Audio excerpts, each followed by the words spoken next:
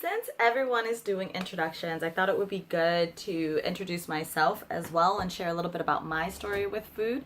So I'm Coach Sabrina Gilbert. I've been a health coach for 3 years now. September's like my official coach anniversary. There's such a thing. But before that, I had a very different relationship with school. I had a very traditional with school, with food. I had a very traditional upbringing. So for example, uh, both of my parents worked. My father was in the Navy. He did 20 years in the Navy. My mother worked as a nurse's assistant, and then she was in school when we were younger kids, trying to get our degree as a registered nurse. And then kind of got derailed because of life, and she started just working to make ends meet, just traditional family stuff. I'm the second of 5 children, so I'm a big family as well. So in that process of both of my parents working and sometimes working long hours, and sometimes my dad not even being home because maybe he's on deployment with the Navy for 6 months at a time, then my mom very early on needed us to be able to help around the house, and one of those responsibilities for my sister and I was to be able to cook. So as little kids, you need them to cook things that are easy and simple. So it's not like we were making, like, I don't know, creme brulee and whatnot. We were definitely cooking what was convenient and quick and what would be safe for us. So boxed macaroni and cheese, boxed mashed potatoes, making vegetables from a can like string beans and baked beans and things like that that we cooked, and that was what we kind of traditionally ate. And we were picky eaters too, so we did not make it easy for my mom. So it was definitely not, the focus of our eating wasn't about health, so to speak. It was more about, like, this is what you have to do so that you don't die. It was definitely survival eating. And flash forward, as I got older, it just wasn't something I paid attention to.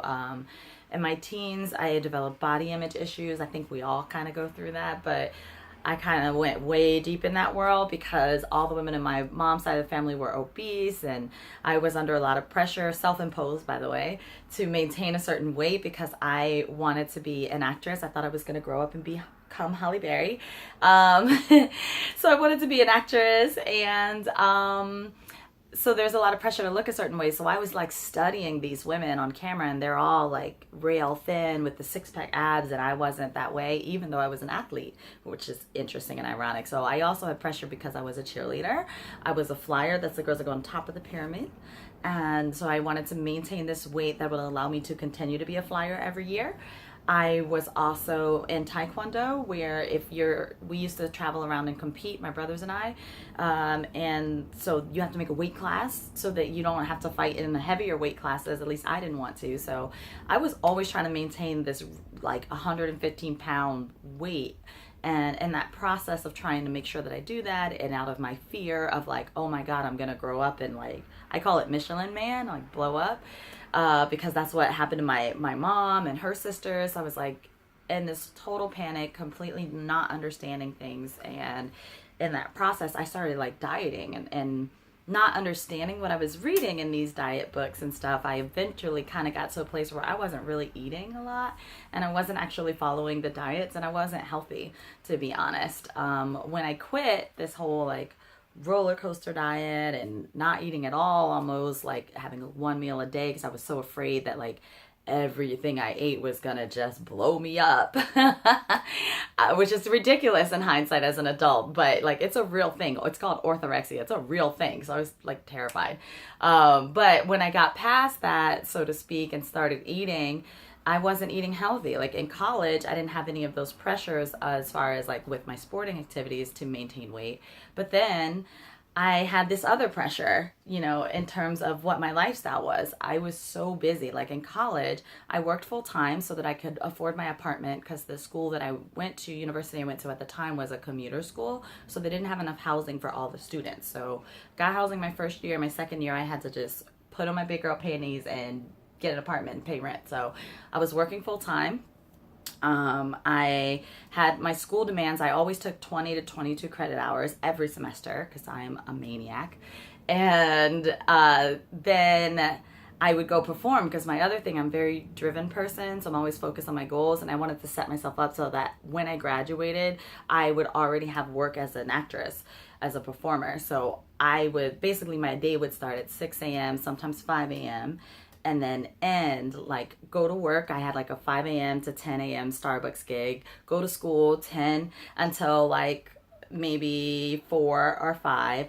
After that, go work my other job selling cell phones from like sometimes 4, sometimes 5, it just depends on my schedule, until 8 or 9, and then go perform from 9 until midnight.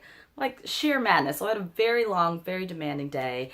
And again, I didn't know anything about food. So I didn't have time. I would eat fast food. Because it was quick. Like the people at Taco Bell drive-thru knew me by name. They knew my order. I could just pull up and they would be like, "Oh, we got you." They get my regular. I'm a chicken quesadilla girl, nacho supreme, no sour cream, with a big ass Mountain Dew. I would drink Mountain Dew for breakfast and have a bag of peanut M&Ms just to have the energy to sustain my day. Remember, this is like before Red Bull, so I also would like pop a Vibrant pill. I got free coffee at Starbucks as an employee. So we had to, every morning at Starbucks, they calibrate the espresso machine. So you make one of all the specialty drinks. And I always got the tall white mocha with the extra whip. Like I was basically a sugar fanatic and just eating whatever. So through college, I kind of gained a little weight. Not a lot. I was like 134 was probably my heaviest weight. But I wasn't athletic either. So I was pretty flesh and plush, if you will. I was soft. So I was unhappy though. Like when I kind of realized, you know, you don't just look at yourself one day and realize that the weight is gaining. You look like after the amassing of it. And this was a big deal for me because I was just, you know, I was a performer, so I couldn't get gigs. Because they were like, well, if you just lose some weight, you could fit this part. We don't want you to be like the young ingenue. You're too much weight, which is true for camera. Like it makes a really big difference on camera for what the industry requires. And so I wasn't happy, on top of being at that time in an unhealthy marriage. I'm divorced now. I've been divorced for a long time. I got married young. But that was an emotionally abusive relationship, and it was getting borderline physically abusive too. So I was just out of that divorce. I'd been out of college for maybe like 2 years, and I'm looking at myself, like just evaluating my life, and I was just unhappy. So I decided I wanted to do something about it. And the only thing that had ever been really constant in my life was fitness. So I knew like, okay, if I could just get my health together, everything else will fall into place. I could get more acting gigs, blah, blah, blah. So I remembered this P90X infomercial that I saw when I was in college, and I decided that I would do that because I couldn't afford a personal trainer. Like there was no way I had $100 to meet with this person, like $100 per meeting to meet with this person 3 days a week for 4 weeks. Like it was going to be way too much. I also couldn't afford a gym membership because I was living at that time after my divorce. I moved to New York City. I've been living in New York, and gym memberships in New York, it's not like $40 a month. It's more like $200 a month if you want a gym membership. So, and it's before Planet Fitness. So like that was out of the question for me. So I was like, okay, P90X it is, I'm doing this. And to be honest, even that was expensive. I remember saving like $35 each paycheck so that I could afford to buy the P90X. So it took me 2 months to save up to buy this P90X. But the program came with this nutrition guide. And it literally broke down like based on your goals, based on your weight, what you needed to eat based on like the nutrients, like the macronutrients, how many proteins you need to have a day, how many vegetables you need to have a day, how many healthy fats you need to have a day, like this crazy like breakdown schematics with recipes of what to eat and how to eat. And it was just mind-blowing for me. So I followed that thing to a T. And I sucked at it. I totally sucked at the workouts because I was so out of shape. Like I had to do push-ups on my knees. I was like an embarrassment. I was huffing and puffing before the people in the video. I had to use a chair for my pull-ups, and I still couldn't do them with a chair. Like it was crazy. But Tony Horton was so positive in the video that I was like, okay, I'm just gonna keep showing up even though I totally suck at this right now. And I did get better. I did, like now I can totally do pull-ups and all kinds of things that I never could do, you know. And I got this body that was like so out of this world, like, whoa, this girl is like, who is that girl in the mirror? I looked hot, y'all, like no lie. And I had never looked that athletic, like the way that my body looked at that time. At 24, 25, I had never looked that athletic, even when I was an athlete in high school. So it was really like mind blowing for me, like, what? This is me? And that was it. I was hooked from there. But what I learned through that process was the eating part. That was really the revolution, so to speak. That's a powerful word to choose, but like that is what changed everything for me, because I didn't know how to eat. Like if you think about, I don't know if your school did this, or if you played sports in high school, but when we were growing up in high school, our sports team, we would do our games and have our meets, and then because I also ran track, and then we would go to McDonald's for eating. So like, how are you teaching kids to be healthy? You're not, right? They're just, that's what's open. The school's doing the best they can. They know we have to eat something. So you just didn't, those things never, for whatever reason, connected for me.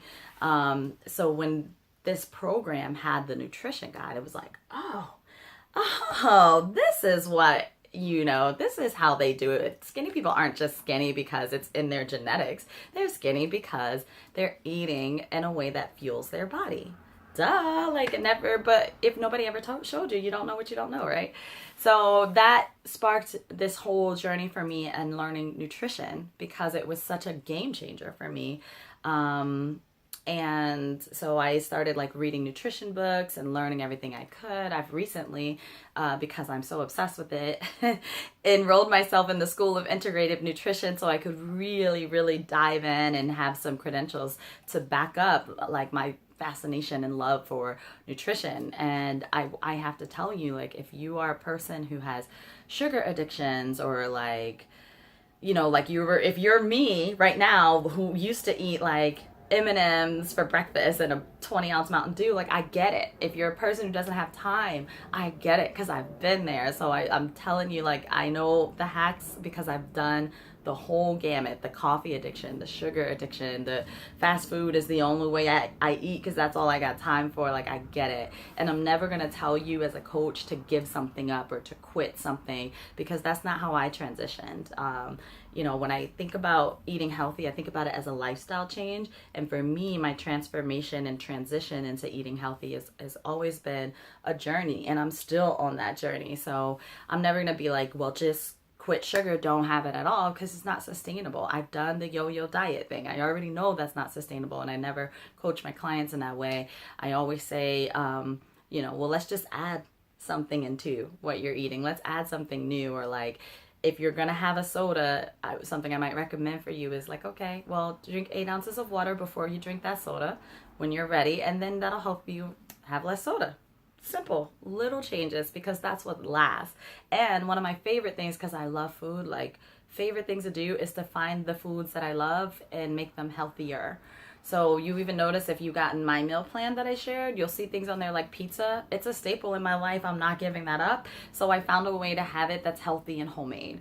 I love Philly cheesesteak, so I've just recently been experimenting with different ways, and I found this recipe that totally passed the bar. My boyfriend, this is how I measure it, my boyfriend, he like ate it, and he was like, oh, this is amazing. So I'll share that with you guys on Monday.